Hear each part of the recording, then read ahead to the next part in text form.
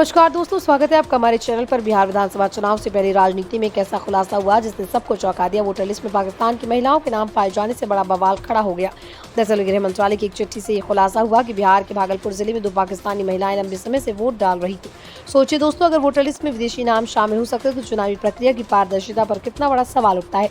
यही मुद्दा बिहार की राजनीति को गरमाने वाला है। SIR यानी सिटीजनशिप इश्यू रिपोर्ट पर भी गंभीर बहस छेड़ चुका है। अब आपको बताते हैं पूरा मामला सामने कैसे आया। दरअसल गृह मंत्रालय ने बिहार के मुख्य निर्वाचन पदाधिकारी को एक चिट्ठी भेजी थी जिसमें साफ तौर पर बताया गया कि वोटर लिस्ट में पाकिस्तानी महिलाओं के नाम दर्ज है।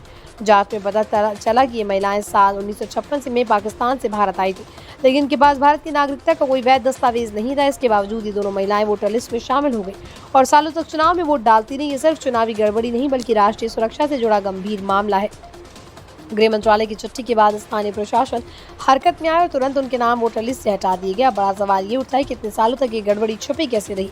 प्रशासन और चुनाव आयोग की जिम्मेदारी होती है कि वोटर लिस्ट की नियमित जांच की जाए, लेकिन अगर 1956 से अब तक 2 पाकिस्तानी महिलाएं वोट डाल रही थी तो ये बेहद गंभीर लापरवाही है। भागलपुर के अधिकारियों ने सफाई देते हुए कहा कि पुराने समय में दस्तावेजों की जांच सख्ती से नहीं की जाती थी। इसी का फायदा उठाकर ये महिलाएं वोटर बन गई। अब नए कानून और तकनीक के जरिए वोटर लिस्ट को डिजिटलाइज किया जा रहा है ताकि भविष्य में इस तरह की घटनाएं दोबारा ना हो सके।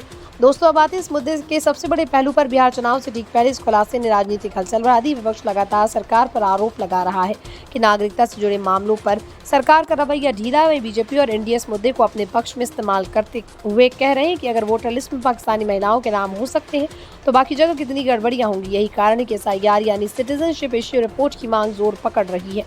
कई राजनीतिक दल चाहते हैं कि पूरे बिहार में वोटर लिस्ट की फिर से जाँच हो। तो दोस्तों, ये पूरा मामला सिर्फ 2 पाकिस्तानी महिलाओं तक सीमित नहीं है। ये हमारे चुनावी सिस्टम की कमियों को उजागर करता है। भारत जैसे लोकतांत्रिक देश में अगर विदेशी नागरिक वोट डाल सकते हैं तो ये लोकतंत्र की सबसे बड़ी कमजोरी साबित होगी।